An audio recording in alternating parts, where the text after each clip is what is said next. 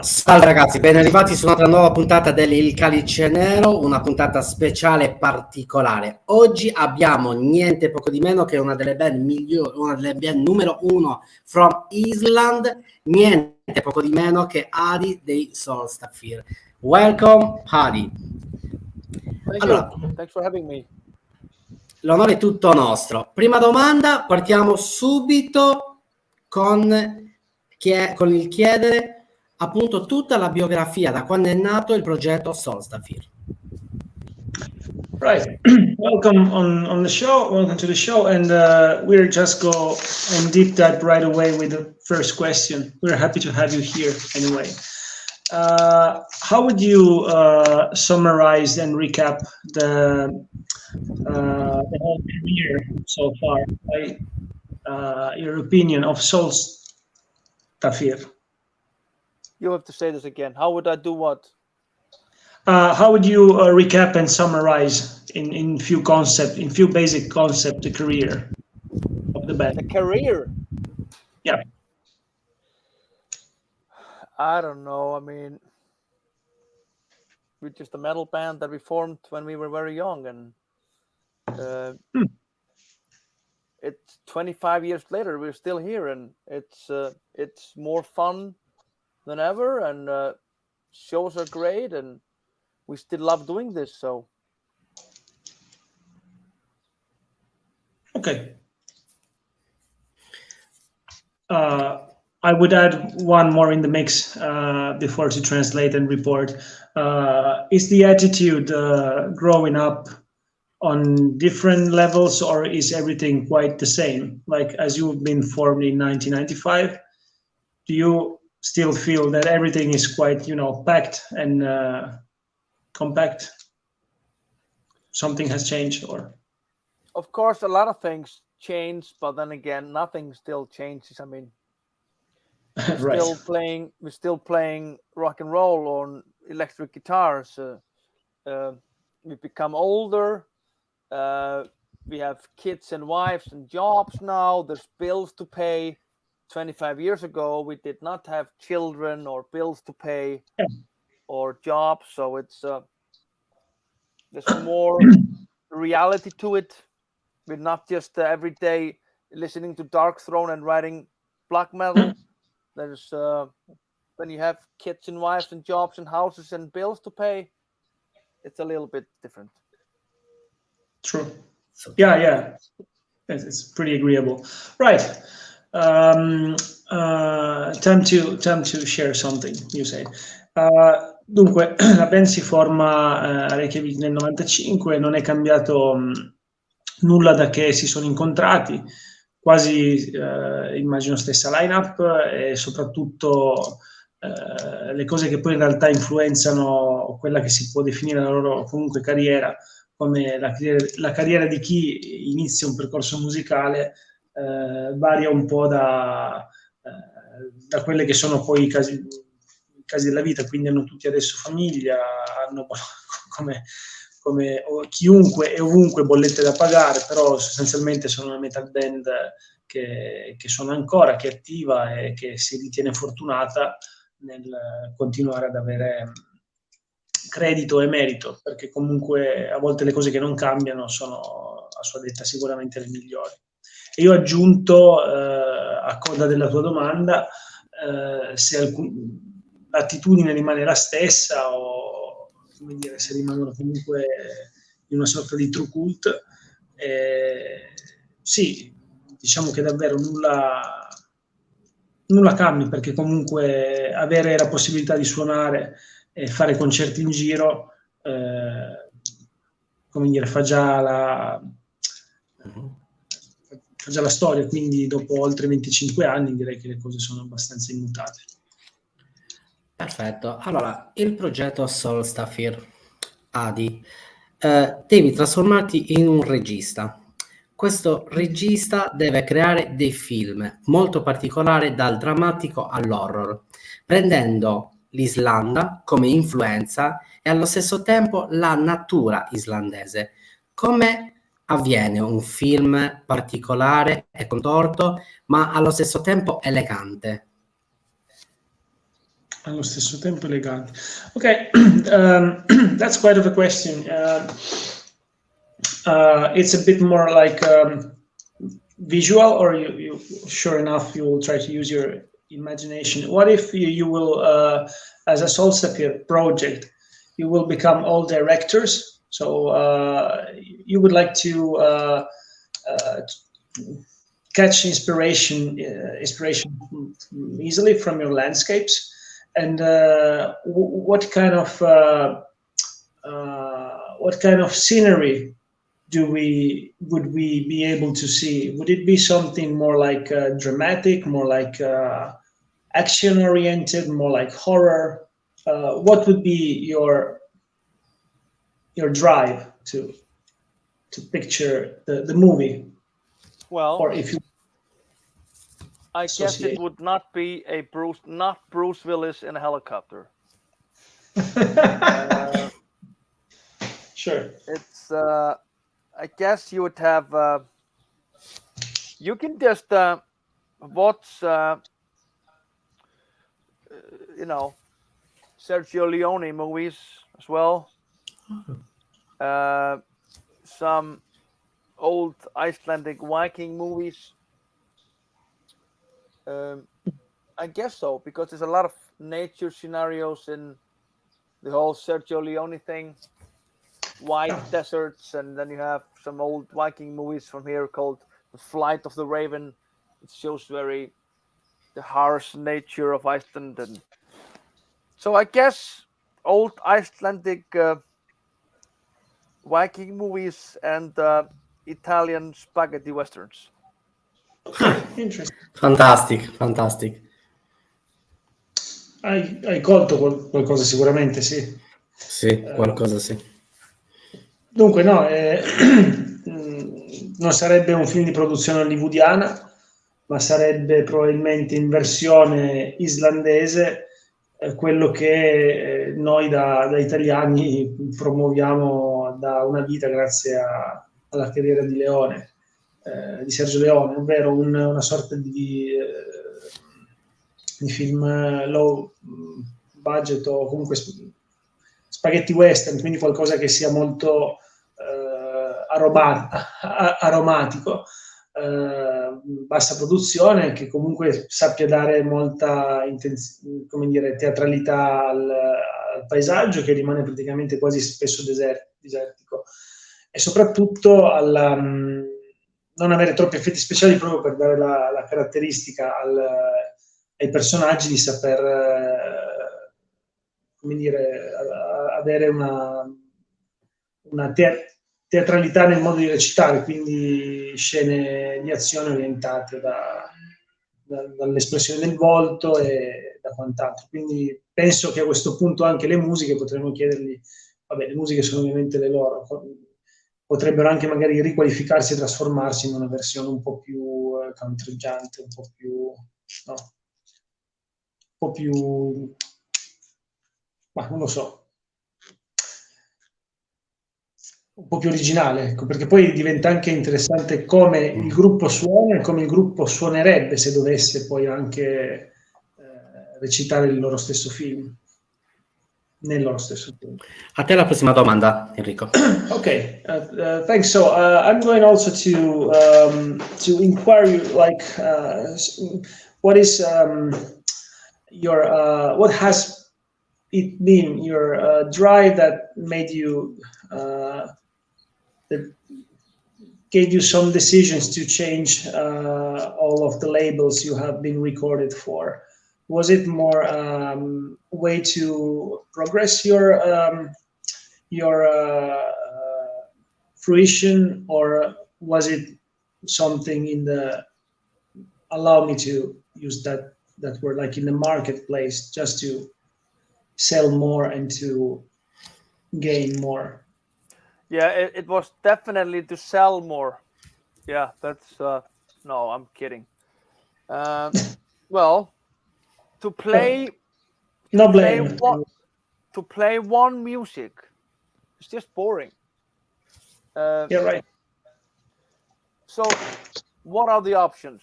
Can I only play black metal, or doom metal or rock and roll or what is it? And these walls are just boring. It's just like it's a boundary between things. It's like a wall between, I don't know, East and West Berlin. Or it's like the China Wall. It's like Israel Palestine. It's like a wall. And wall to me is not some good. It's a bad thing. I don't want to have walls between indie music or heavy metal. I don't like that. I want to have open borders between music styles. And that's what we're doing. We're having open borders between music styles. But allow me to, that opens another window on a different scenario related to the same one question. Was it so that each and every label has been, well, bad word to say dictate, but leads you to change some of the genre, or was it some of your mutual choices that came from the band itself to reinvent other? No, it was never a decision. I mean, we're playing black metal in 1995, but we were listening to Darkthrone, we're listening to Duran Duran, we're listening to Fields of the Nephilim, we're listening to Smashing Pumpkins, we're listening to anything else. That's been from day one. So it was never, ever, any day, okay, let's do this, let's do that. And people only see albums. You do this album, and then 4 years later, this album. But that's like 365 days in each year.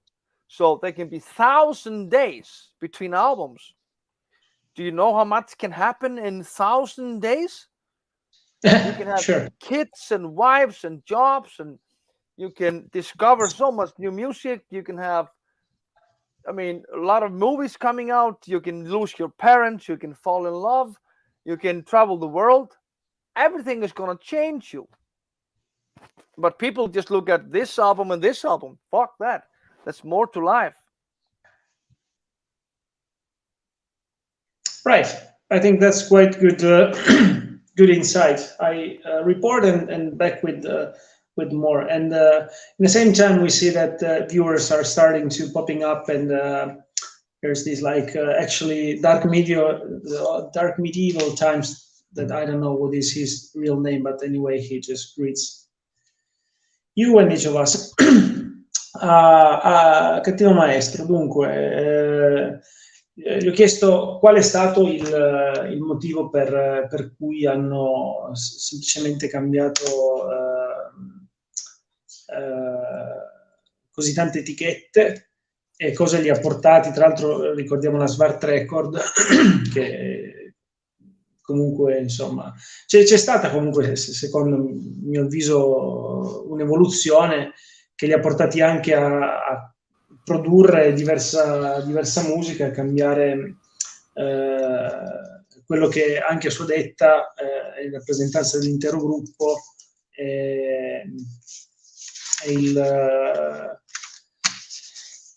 la loro carriera, tanto per riprendere le tue parole. Quindi sì, è stata una loro scelta nel non necessariamente come dire percorrere sempre la stessa musica, le stesse scelte. Nel 95 ascoltavano i Darkthrone e col passare del tempo li ascoltano lo stesso, ma sentono la necessità comunque di evolvere, anche perché viene noioso, secondo il loro punto di vista, continuare a ripetere la stessa musica, anche magari con un'escalation di progressione che sia ripetitiva, costante. Quindi anche il fatto di cambiare genere aiuta anche a essere sicuramente più eclettici, e allora mi è venuto da chiedergli a coda della domanda, ma siete stati allora in un certo senso influenzati dalle label, che ne contiamo 5 circa diverse nell'arco di 25 anni, che vi hanno indotto a cambiare musica, o la scelta rimane esclusivamente a voi, cioè, oppure siete voi che avete voluto cambiare, quindi di conseguenza avete scelto le label che poi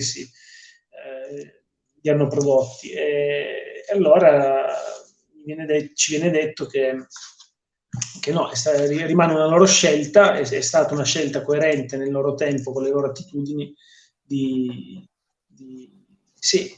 cambiare, cioè non è stata mai una scelta imposta al fine di vendere, cioè è stata una libertà creativa, possiamo dire, nell'eccellere.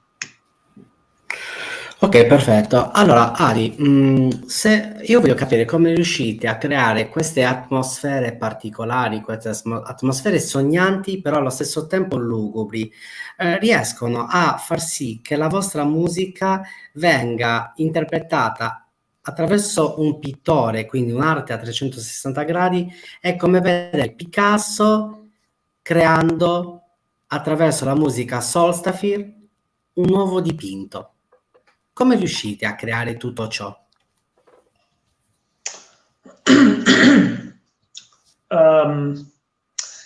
Right, this one, it's again, it's very visual or inspirational. So he's asking how, like, such your music is so it opens some visionary landscapes. So your music is not just music, and very well played, by the way.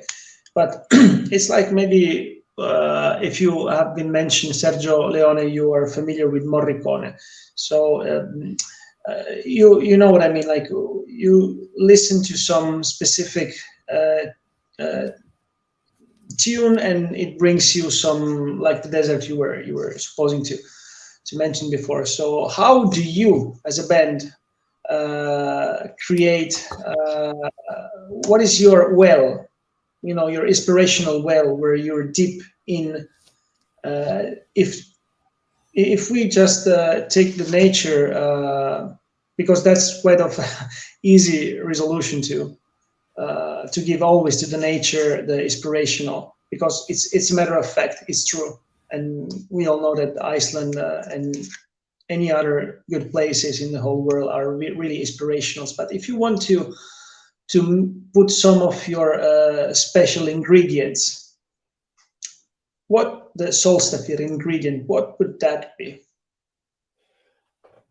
Well, of course. I mean, this. I think this applies to most stuff. I mean, this is rock and roll, and it's written usually by 4 guys in a room. But so it's not written on a mountain or in a forest or in a cave. But main inspiration is other music. I mean, I'm listening to Ennio Morricone, I'm listening to the Beatles, I'm listening to Motorhead. I'm pretty sure that I know that Motorhead listened to the Beatles. I'm pretty sure that the Beatles had heard about Ennio Morricone, and Ennio Morricone was listening to something else, and that guy was listening to something else. So it's a chain. So maybe someone else, maybe some teenager in Germany is now listening to Solstafir, and he likes some part, and he's listening to Ennio Morricone through us. I think that's great. And maybe that guy, that 16-year-old German guy or girl, is going to come up with something amazing. So then there's another chain from Ennio Morricone to this, to this, to me, to this. So it's a chain of art. It just gets, now it's just in one piece of the chain. But we have so many chains. We have pop, European pop music. We have Norwegian black metal. We have American rock and roll. We have English indie music. We have Ennio Morricone. We have, Icelandic rock music. So I don't know. And so it's other music, and also seeing music live. I think is probably more inspiration. you go to a concert and you get goosebumps from music. I mean, I think you hear goosebumps, you hear music and get goosebumps, and it goes in here. And if you read a book, it goes in here. And I think everything you inhale, like drink the art or snort it or breathe it, it's gonna come out. So I think so. It's a circle and a chain. Yeah, it's clear. Sure, good, and thanks that you answer in the way that kind of was pretty good, expected by us, that we are like understand that everything is quite almost more objective than subjective, especially in the music genre that doesn't has to be too much divided and split in what the attitudes goes for. So there's a research of freedom to there's a total freedom in art. There shouldn't be any walls or boundaries. Yeah. Okay. Ottimo.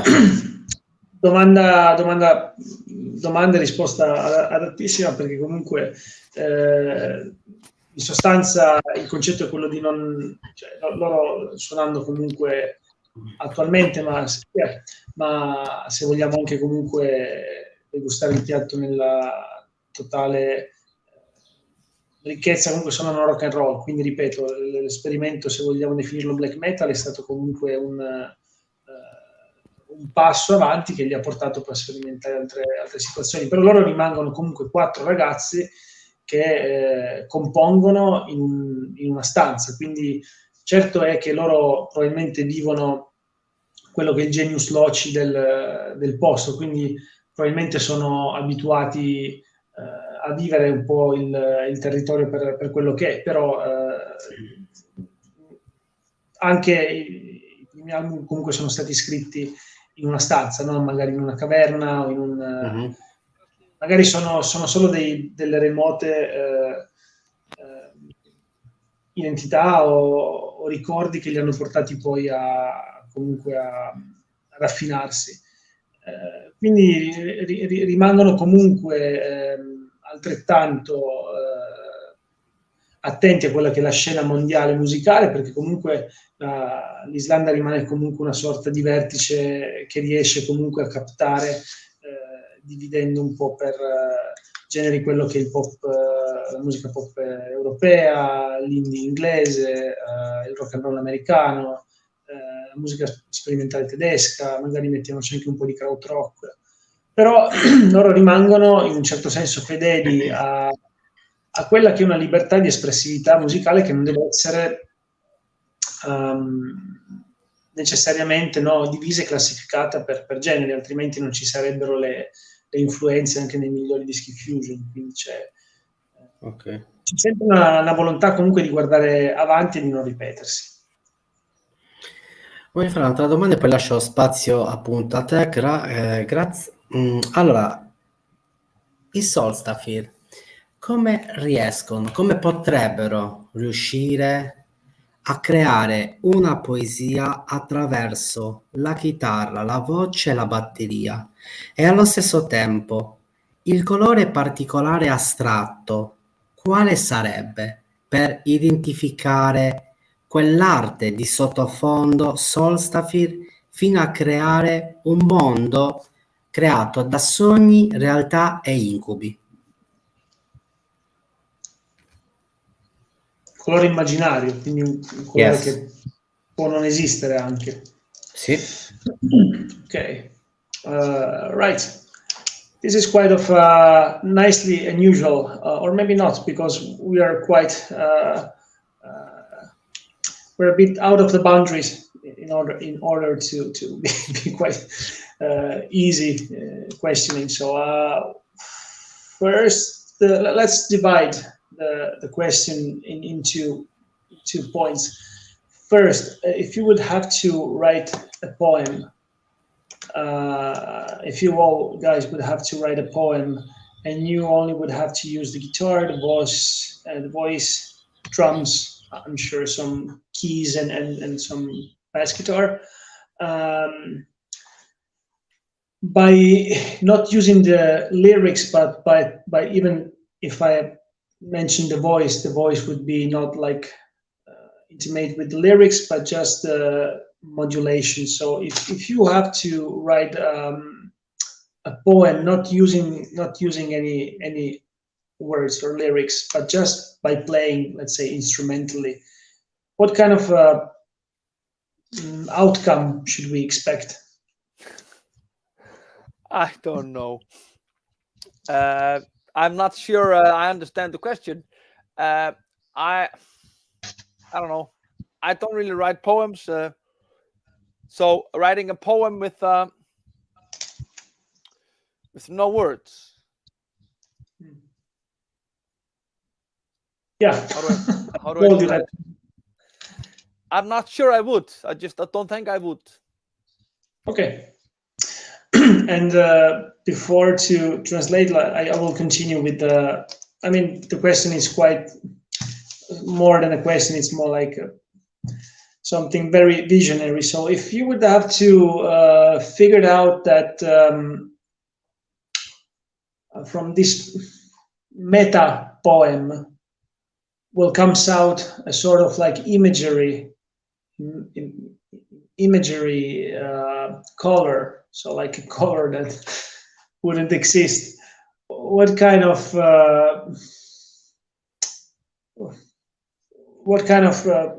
spectrum would that be, or would it be some like visible colors? Would it be some black and white, probably? Okay, easy. I guess so. Okay. I guess my point is, I'm too much into rock and roll to think about poems or spectrums. Yeah. Okay. I mean, because I look at this just I'm in a rock and roll band, and I just like to play heavy metal. The whole poem lyrics, it's not so much for me. It's I like rock and roll too much. Good. That's quite of a expressive. It's like some whosoever kind of musicians that have some kind of like B project, and whether they're not associated to what they used to be targeted, maybe in history, because some very killer records, it came out that everything has to be again, but that's what we were talking before, with some drive or some lead that has to grasp what they have. If we, like now you mentioned Dark Throne, and then we have in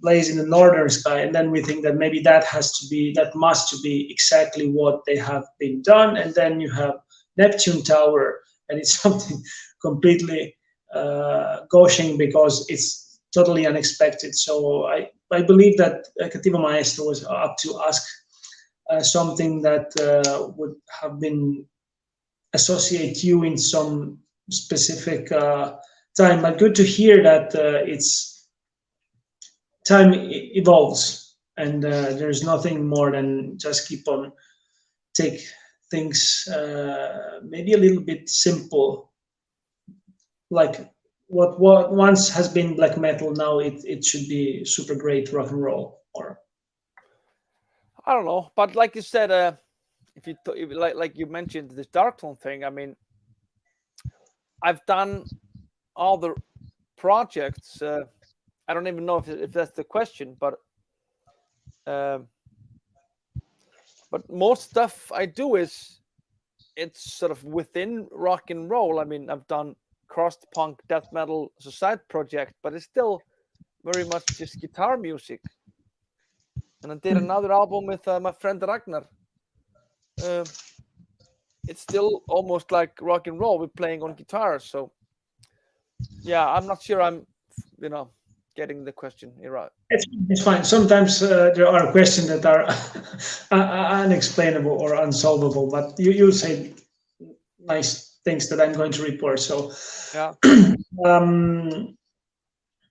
Beh, allora, quello che è il momento l'identità, vogliamo chiamarla Solstafir, si discosta da quello che potrebbe essere anche solo anche se la tua è una domanda che coglie comunque la parte più legata all'ispirazione, verrebbe un po' complicato, diciamo, comporre una poesia o un metaverso semplicemente solo con gli strumenti, anche se sarebbe interessante cercare di modulare quello che le parole vogliono dire e trasformarle, diciamo, in sensazioni che siano sonore. Però non è il loro, come viene detto, cup of tea, non è la loro prima scelta e non è, diciamo, quello che li rende prevalentemente metodici in questo senso, perché lui ci riporta ancora con i piedi ben ancorati sul presente e a loro piace un po' per etica, un po' per modo di apparire, suonare rock and roll, quindi è un modo, è una detta chiusa per essere, diciamo, un po' più, come dire, semplici, comunque metodici su quello che vogliono comporre, però magari cercando di togliere anche un po' questo aspetto semplicista del lirismo che un paese come l'Islanda può trasmettere, soprattutto a noi che viviamo in una costa un po' più, in un'area un po' più tropicale, quindi per loro è, come dire, semplice rimanere su questa, come dire, su questa, mi sfugge il termine che voglio usare, su questa frequenza, ecco. Per quanto riguarda il colore che ne verrebbe conseguentemente fuori da questa trasmutazione sonora, bianco e nero, quindi non c'è neanche stato il motivo per immaginare un colore inesistente o comunque qualcosa che possa rendere il tutto un po' più come si dice, mesmerico o mescalerico, forse si appropria un po' più a un qualcosa di un po' lisergico, quindi no, bianco e nero, semplice.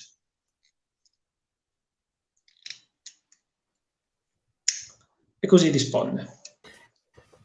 A te la prossima domanda. Prego. Yeah, by the way, instead you have to inquire or you're fine. Fine, thank you. There's a big fan here, and Hi. Hi. Hi. There's a fan community here in Finland, so greetings from Finland anyway. Yes. You're welcome. Thanks. Maybe it would be nice to attend you in some gigs if it ever happened that you might come here in these places too. And well, we've done many tours in Finland, and we will do more.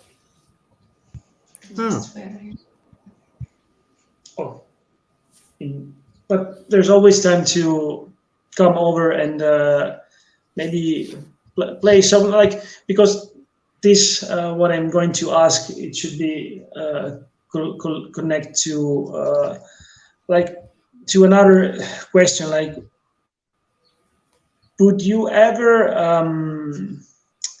have the chance to play with like your forming members, like let's say like after 25 years of activity, would you ever contemplate to make like one tour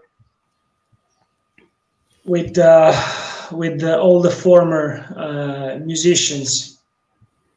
So I don't know if Alidor and Gummi would take place again in some kind of like 50 years anniversary or something, and then you will play again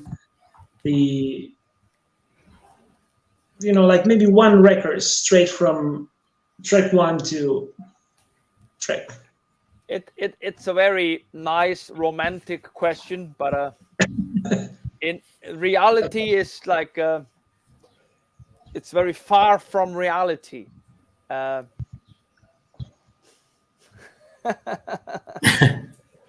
Fantastic. It's very far from reality. First of all, Halldór has probably not touched a bass guitar for 20 years. and Halldór doesn't know any songs of the band today, so that's probably not going to work. But me and Halldór are really good friends, so that's not the question. I don't think me and Gummi would work in a bus right now. I don't think it would be fun on the bus. So this is no, this is not gonna happen. No, I'm sorry. It's as well as to stay the cause and to sustain the.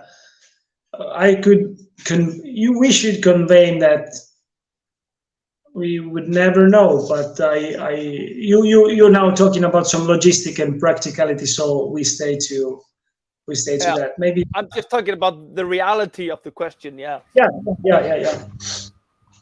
Yeah, that's why I was intimated that sure enough you have been recently here, but happens sometimes. I'm talking in a lifetime, not in any segment, in any fragment of marketing.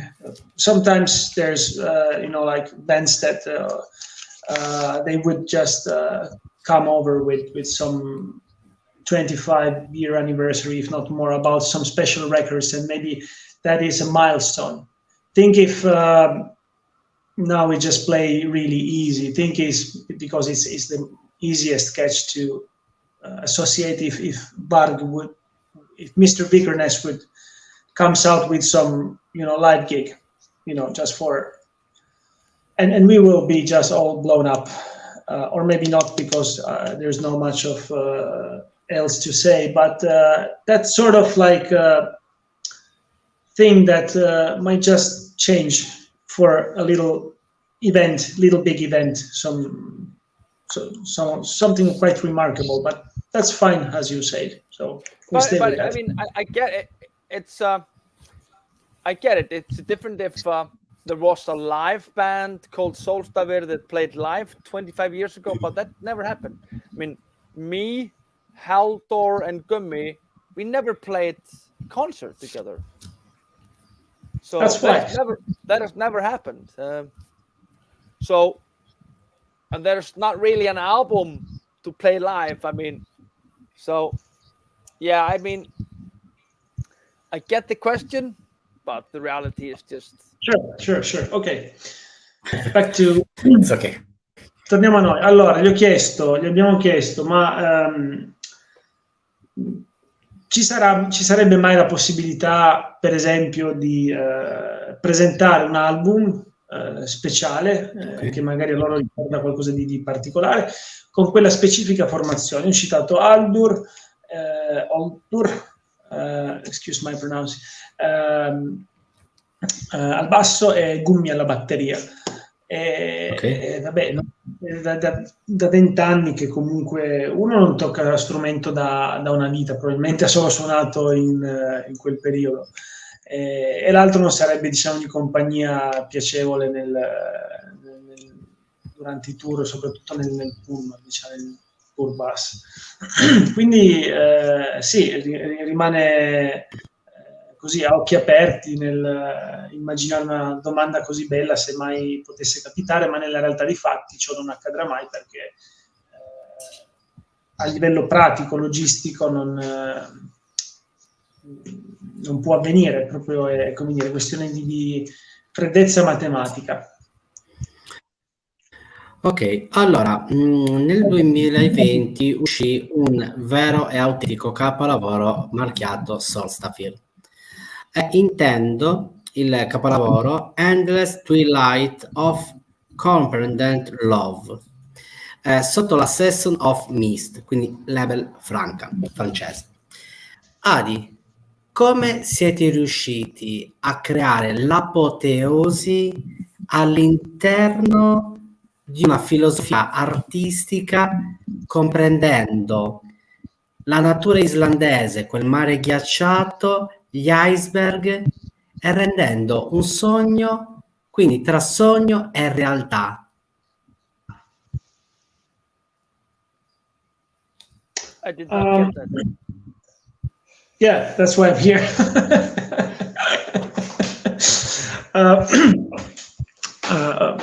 Right. You have been recorded for Seasons of Mist, which is the French label, and by definition, that one it's really we can easily say romantic in the most Sturm und Drang. It's like very prophetic. It's like almost visionary and and then everything came by Cattivo Maestro to ask, how have you been able to back in the days to feel inspired by the mysticism of the nature, of the Icelandic nature. Sorry to hit the hammer again in the but I think it's more spiritual than actually being in the nature. I think we are who we are because of our history, our ancestors, and all that. I don't think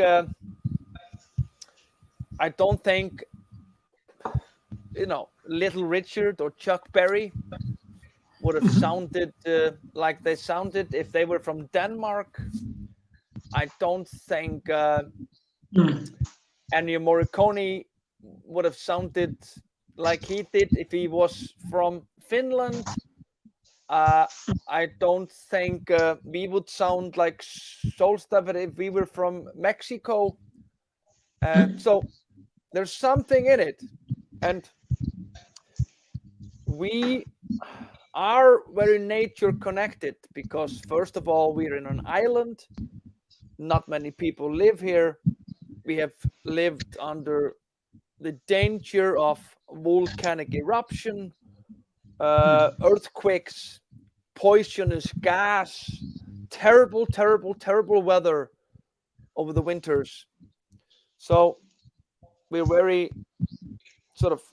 and we were a very poor country for a very long time. So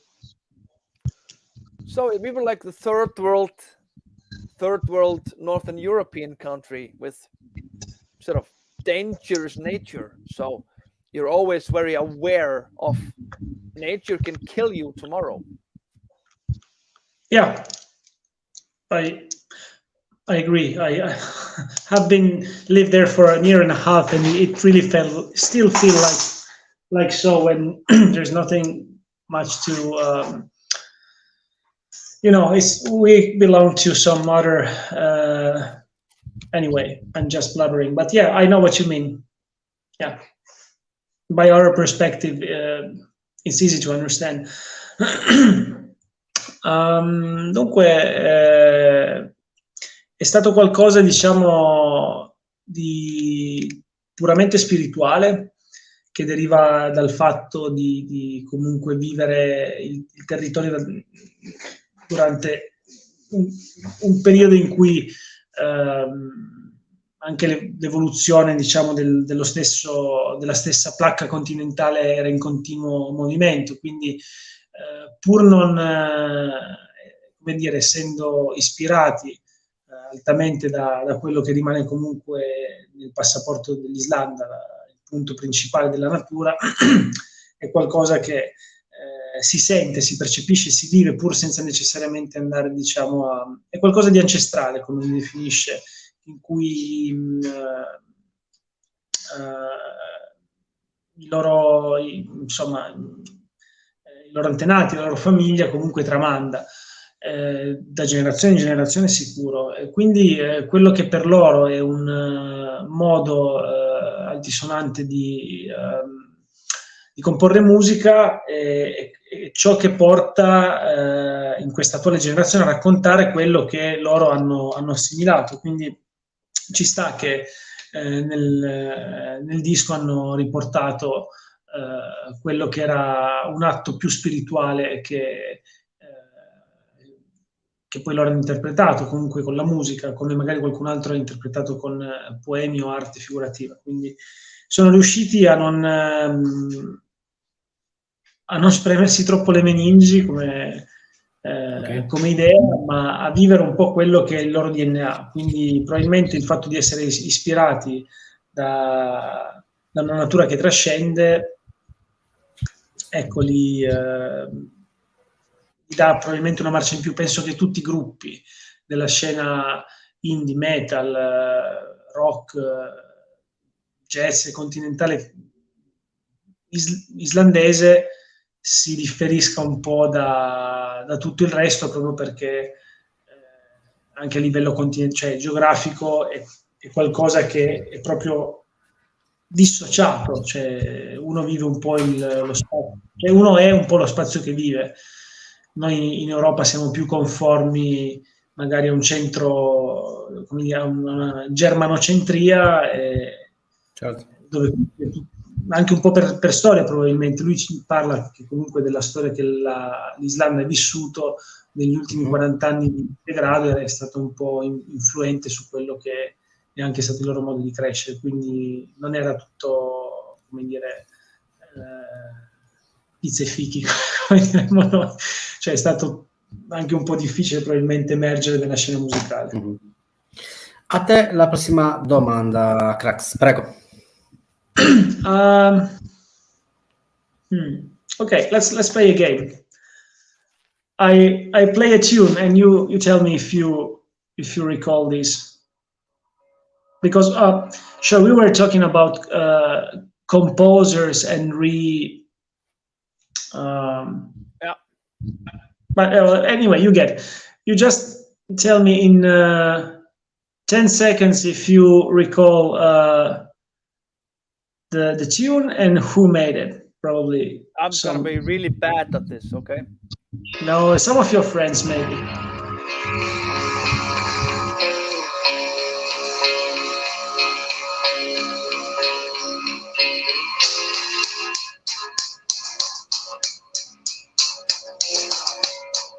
No idea. I give you 10 seconds more.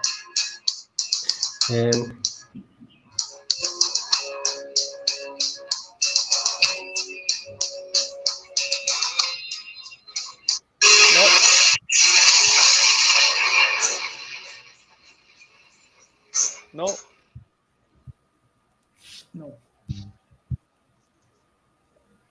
Okay, have you heard about Graveslime before? Yeah, of course. So that was Chariot of Fire made by... Oh yeah, I know that song. I've seen it live many times. Okay. How is that's just an escamotage to ask, how is it in Iceland, in a way that are you, or is it the whole community, artist community knows and support each other no matter what's the genre? Easy to spot Sigur Rós or, I mean, all the cliche. Sure. I mean, we used to play with Graveslime and they were starting many times. So it's a small place. So we would be hanging with the same bar with Sigur Rós or Graveslime or you name it. Yeah, all these bands. Ok, cool. Gli ho chiesto se riconosceva gli ho fatto un piccolo così. Riconosci questa traccia che poi era Chariot of Fire di Vangelis, era interpretata da un gruppo storico islandese che si chiama Graveslime, che probabilmente ora non sono più, ma infatti gli ho chiesto poi lui li ha riconosciuti. E gli ho detto, questo è un po' un escamotage per chiederti se la comunità islandese, la comunità di artisti, di musicisti islandese si supporta. Non ho voluto dirlo, ma lo posso tradurre benissimo qua, perché l'Islanda non è che sia esageratamente grande, quindi ho detto magari in un posto in cui ci sono delle concentrazioni di cliché di artisti come Björk, Sigur Rós, cioè non importa esattamente il genere di musica, ma se c'è comunque una copartecipazione E lui mi dice sì, effettivamente ci si conosce un po' tutti quanti. Ricordiamo che anche Bjork ha avuto degli inizi molto, molto punk, quindi credo che un po' lui ha detto tutti abbiano almeno una volta suonato con i propri colleghi, lui li definisce comunque colleghi, quindi sì, ci si conoscono, poi vabbè, ognuno va a fare i propri tour in giro, però ci si supporta, e questo penso che sia un atto di democrazia insomma, che esula un po' da quello che poi il genere impone di frequentare. Perfetto, salutiamo appunto Dispnea, Stefano. Allora, l'animale simbolo from Iceland è Puffen, è un animale, si chiama Puffen, però non voglio solamente identificare su questo animale. Allora, mi spiego meglio. Adi deve, sì, Puffen, scritto Puffin, doppia F. Allora, il nostro caro Adi deve entrare in ogni singolo full length from Solstafir, ok, e deve identificare attraverso un orso, un lupo, il simbolo, l'animale simbolo Puffen e allo stesso tempo un ghepardo. Quali di questi animali riescono totalmente ad assaporare il livello artistico Solstafir? I'm not sure if I did understand. Well, of course I did, but it's a little bit tricky to formulate because there's a digression, and somebody noticed that there's puffins. You know, like the it's more like a mascot, yeah. And from that, it came out another, like what's the real question? If you on all your records would have to associate each and every animal, like we're talking now, it's more like a animal guide, let's call it so, or animal. So if you would have to associate by some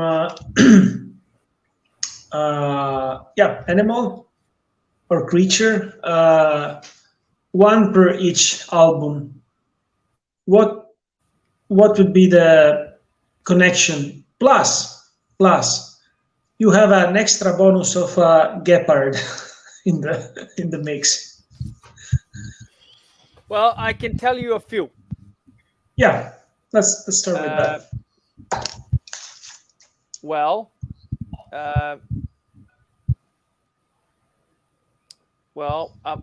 because some of the albums I cannot connect to animals, but I guess I could connect Svartir sandar to a horse. No, sorry. I would connect Svartir sandar to a fox. Fox. Yeah. Frogs. Fox, sure. Yeah. Mm-hmm. I would connect our first album, Til Valhallar, to a horse, because the album cover is from a Viking movie.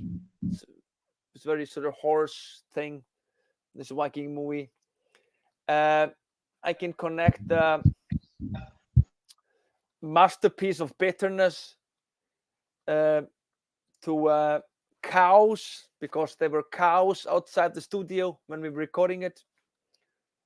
I can connect Ótta. What is this called in English? A mink. It's not. What do you call this in English? Small predator that kills sheep.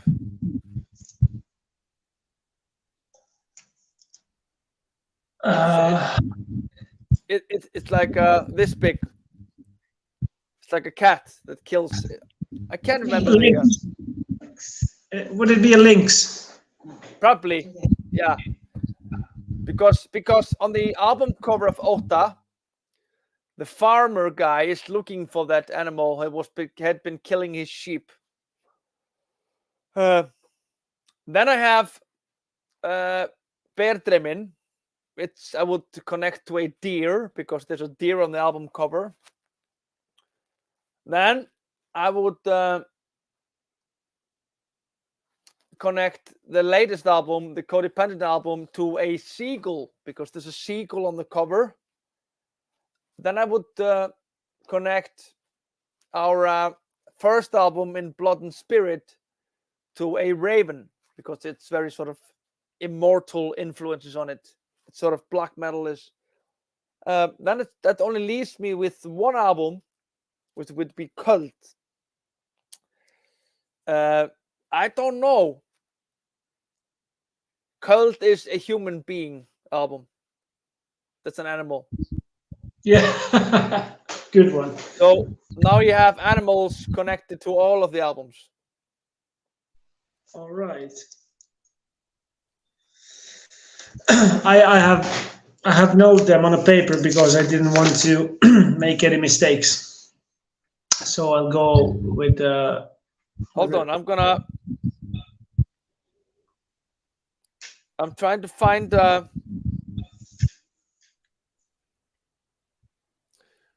this mink. What do you call this in English?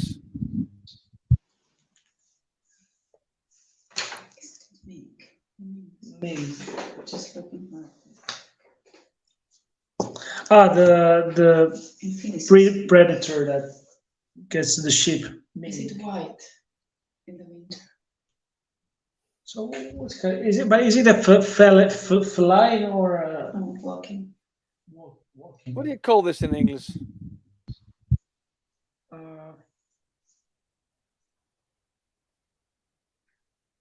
Let me give a deep dive. Stiamo facendo le verifiche del caso, ragazzi. Se cercano un animale particolare, vediamo un attimino, riuscire a trovarlo e quindi preparatevi. Un attimo, ragazzi.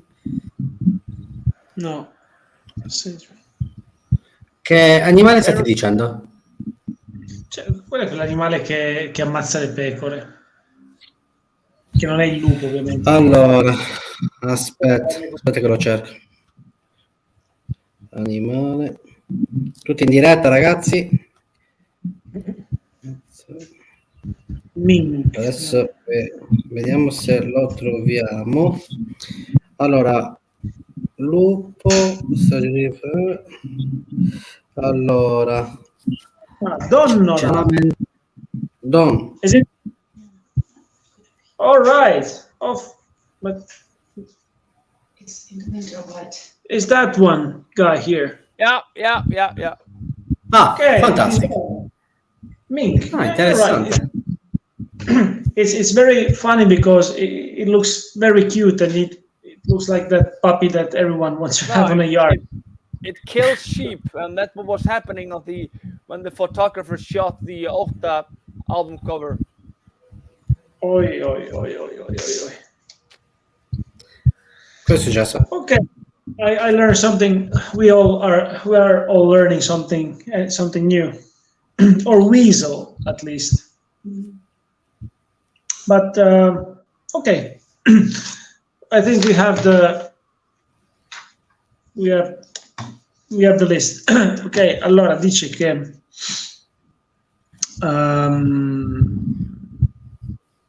allora innanzitutto ha tolto il ghepardo e ha detto mettiamo di mezzo l'uomo che è un animale ancora più. Mi senti? Ci sei? Alan? Vabbè, io vado avanti allora. Dunque nel 2002 allora innanzitutto ci sono dei. Alan, ci sei? Abbiamo perso Alan. No, aspetta. Vai. Alan? Sì. Yes.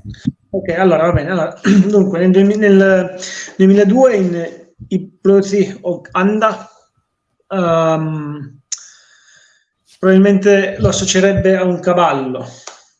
Nel 2005 Masterpiece of Bitterness lo associerebbe a una mucca.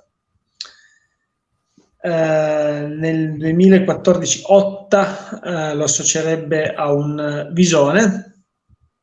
perché nel momento della registrazione alcuni sono associazioni così, diciamo, associazioni direi quasi spirituali, altre sono proprio conformi a qualcosa che è accaduto. Nel 2014 c'è questo visone che durante la registrazione ha fatto secche 3-4 pecore. Nel 2017 in Berdreyminn grazie, thanks. Lo associa a un cervo, perché c'è un cervo nel 95 che esce quello che più che album è comunque è un demo comunque in Norðri. Well, in Norðri there's of course a move because it has the Fenris move. Yeah, the one who hit the horizon. Yeah. Have you ever met anyway the guy from Dark Throne himself? Fenris? Yeah. No, I've never met Fenris. I've taken an elevator with the Nocturno Culto. Ah, Teddy. Yeah. Yeah. Okay. Allora, prego. Appunto in Norðri metterebbe allora un lupo, proprio perché significa lupo, è praticamente il lupo Fenris che si mangia all'orizzonte, e poi ci sarebbe ancora uno che aspetta se me lo sono perso. Cold metterebbe un corvo, perché è un po', diciamo, il periodo legato un po' all'estinzione dell'era black metal.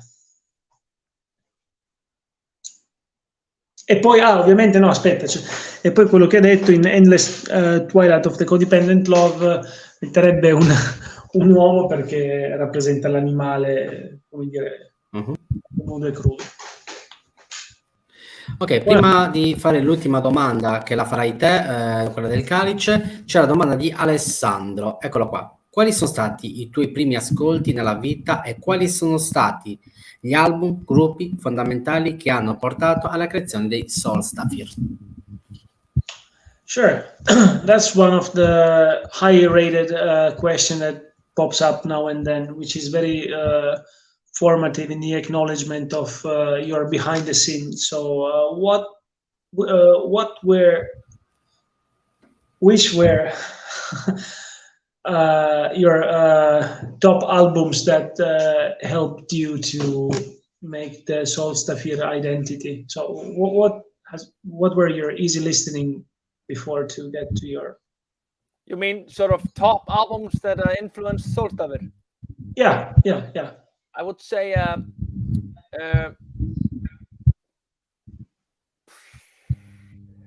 Transylvanian Hunger. I would say The Nephilim by Fields of the Nephilim. I would say Urka Karma by Impaled Nazarene. I would say Fantastic.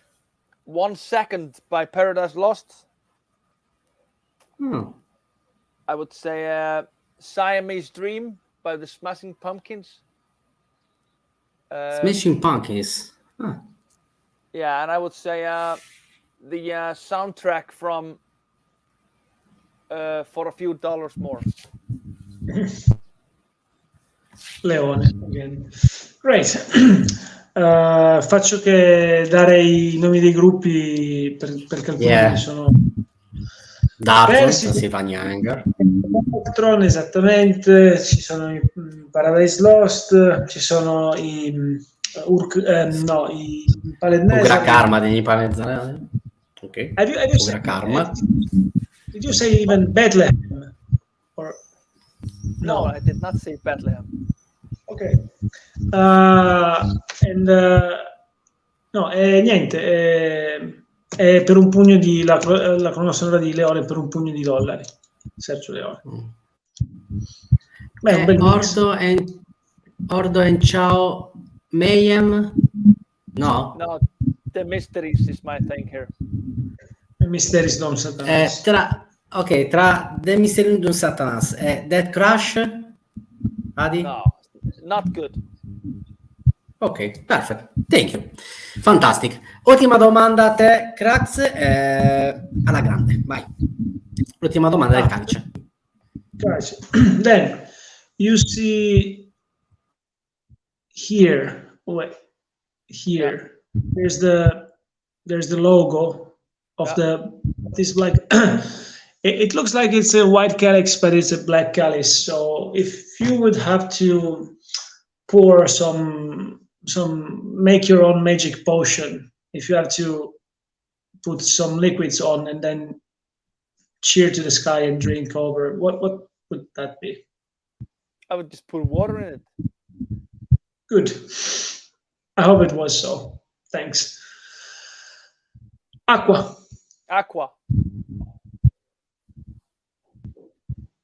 Straight and good. Sure. Please. Perfetto. Le ultime news in casa Solstafir, nuovo disco, nuove composizioni, nuovi live. A te gli ultimi minuti, Adi. Grazie mille di cuore per questa intervista, è stato veramente un onore, e ti ringraziamo veramente per la tua disponibilità e ti auguriamo il meglio sia nella vita privata che nella vita appunto a livello artistico. Prego. Therefore, you up to give us some sweet treats about ongoing things, projects, news, little stories, and everything that we don't know yet, if there's something boiling on. And sure enough, we are super glad that you are taking the time to hang with us, and this is just sweet. I mean, there's nothing. We did go and record a new album last month. The album is coming out next year, so we did record it. We're just gonna finish it next month, so it's coming out next year. Okay, that's good. Brent, stanno registrando il nuovo album che uscirà il prossimo anno. Direi che questo è perfetto. Thank you very much. Very honor, Adi. Thank you. Very, very honor. Poi ti vorremmo in una seconda parte più avanti di appunto intervista, sarebbe un onore. Yeah, sure. Second, other time to have to be our guest again, and why not? Maybe come to Italy at some point. I was there in February, so whenever they send me, I'll come. All right. Well, perfect. We'll be there. Dimmi. Ok. Bye bye, Adi. Thank you very much. Thank you. Cheers. Have a good day. Cosa hai detto per la seconda parte? Sì, ci sarà. Ok, allora io saluto la tua appunto tua ospite, appunto un abbraccio dalla Sardegna. Allora ragazzi, ok, perfetto, adesso mettiamo la track di Francesca Calì, che è la nostra abbonata del Calice Nero, quindi chiudiamo in bellezza. Ricordiamo che domani ritorniamo con Stefano Cavanna, 30 anni di Funeral al Doom. Un attimo. Stefano Cavanna. Stefano, sì, domani ci sarà Stefano, grandissimo Stefano, Funeral Doom, 30 anni appunto di questo libro fantastico Sotto Tsunami, che la salutiamo Eugenio. Allora, e poi ci sarà venerdì gli Usurper, che vogliamo negli States, a Chicago se non ricordo male, black trash metal, molto interessanti. Allora, niente, adesso mettiamo l'ultima track e dopo ci salutiamo, appunto di Francesca Calì di Arch Death, che appunto la track si chiama High to Hell.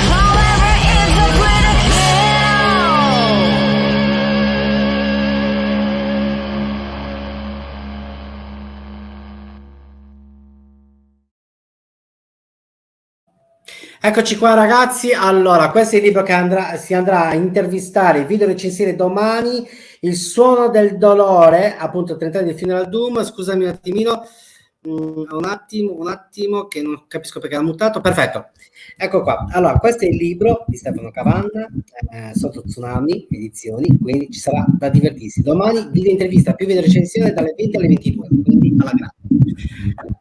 Vuoi aggiungere qualcosa su questo libro per caso, Crax? Ma no, lui è un antesignano, insomma, comunque è anche un militante, quindi insomma sa il fatto suo. Non sapevo fosse ospite, quindi domani mi collego molto volentieri per un saluto. Ok. Da un po' tramite i ragazzi di Ignorise. Zin, però lui era già dell'ala appunto Doom Funeral, comunque sa esattamente, ha le carte in regola per scrivere un libro così eccelso, quindi lo aspettiamo davanti. Infatti ci sono anche i libri i dischi band che sono stati intervistati sul canale come gli Evoken, Biden Bride, eccetera eccetera. Allora, la tecnica che è stata messa in onda è Heidi Hinel, appunto del Full-length di Dead, del progetto di Francesca Cali, Woman Band, Curse of the Witches, l'album, ricordo che appunto questo disco molto molto interessante, era una durata di 35 minuti e 59 pure.